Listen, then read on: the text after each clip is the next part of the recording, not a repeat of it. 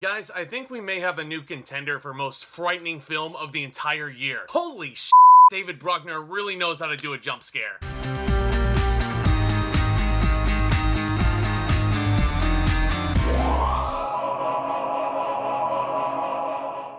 Guys, my name is Zack, and I love talking cinema and all things entertainment. And as always, I really do appreciate you guys stopping by. I really hope you enjoy your stay, because this time around, we're looking at The Night House. Hoo boy.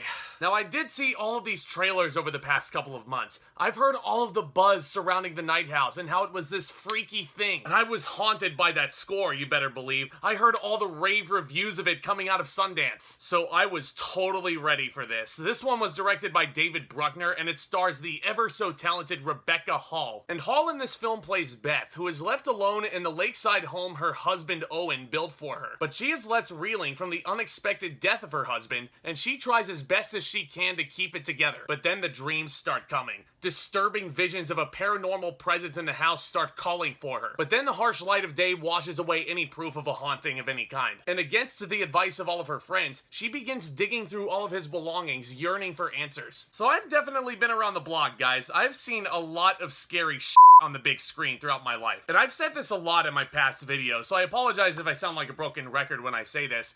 But scary movies, like every art form, it's all subjective. Not everybody is going to find The Night House particularly scary. And that's totally fine. Different people will find different things scary for different reasons. Don't get me wrong, the paranormal in this movie is spooky in and of itself. If you like ghost movies and you like haunted houses and you like digging into the paranormal, I think The Night House is really gonna be your jam. David Bruckner feels like he directed the absolute out of this movie. I mean, the design of this house, isolated from everything else, is perfect. All of these technical elements put together with his shot composition, it certainly brings the element of fear to the table with this one. And I alluded to it already, but the score for this movie, wow. It is absolutely as deranged as the design of this house is. This movie was actually composed by Ben Lovett, who's actually known for being part of the British band Mumford & Sons. And here he's bringing his talents to the film realm. Please, please, please compose more film scores, because this one was just...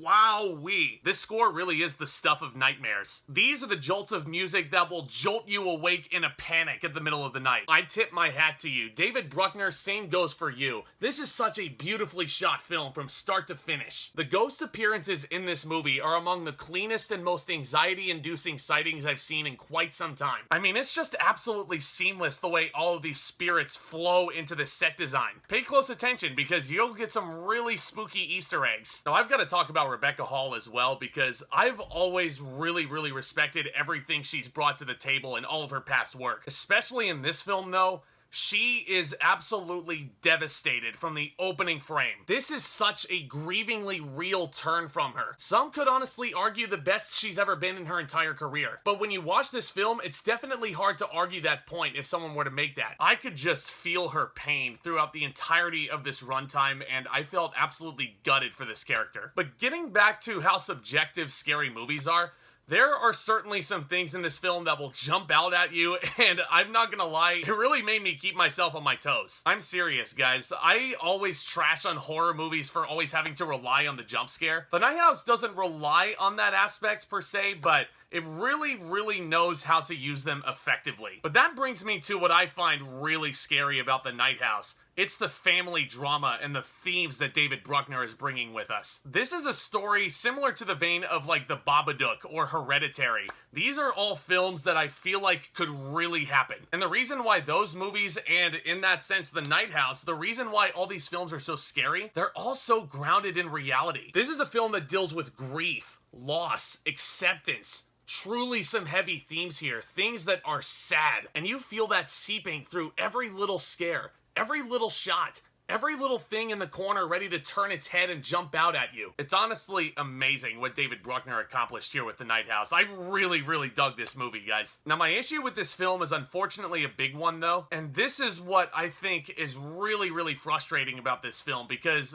if this one thing were non-existent in this script, Like, the Night House could legitimately be on the Hereditary tier. This could be a true masterclass in modern scary movie filmmaking. But this dialogue is way too descriptive and way too on the nose for my liking. Now, some of you might remember me saying that the best method for storytelling is actually showing your audience what your characters are feeling, to the point where you don't have to tell the audience how this character is feeling through these really sophisticated adjectives. It just feels like a lot of this description is there to make this script seem wordy and make it seem smarter than it actually is. And that sucks, because I really wish this film would have trusted its audience just a teensy bit more. I also think, on that note, that there was a huge missed opportunity to add some more ambiguity to this film's ending, mainly to add to the fear aspect of it, because as this third act was going on, I was looking at it, and no spoilers of course, but all I was thinking was, holy bananas, this is gonna be one of the most bonkers endings to a scary movie ever. And then just, boop,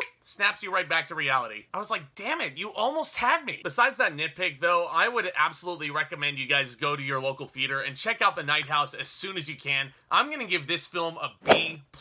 Certainly a film riddled with some somber themes, but they're very important ones to think about. And David Bruckner presents all of this in a truly haunting way that really pleasantly surprised me, and all led with a dynamite performance from Rebecca Hall that I really wish the Academy would pay attention to. That may just be wishful thinking on my part, but guys, feel free to sound off down in the comments with your guys' thoughts on The Night House. Do you agree with me? Did you hate this movie somehow? And I'm also curious, what do you guys think is the scariest movie of 2021 so far? Is it this one? Is it something different? Whatever floats your fancy, make some noise down in the comments section below, and let's go ahead and have a further discussion, guys. Let's have some fun. And if this is your first time visiting the channel today, thank you so much for clicking on the thumbnail, and consider hitting that subscribe button down below as hard as you possibly can. It's totally free. It's really helpful to get this content out there. You know what else is really helpful is hitting that thumbs up button on your way out. And as always, guys, look out for more exciting content hitting this channel very soon. Look out for my reviews of Reminiscence and The Protege, also hitting theaters this weekend. And keep an eye out for my first review in the Daniel Craig James Bond playlist with Casino Royale. Probably yours and my favorite James Bond film overall. But you guys are awesome. Again, thank you all so much for tuning in and for your continued support so far. And with all that being said, back talk, commence.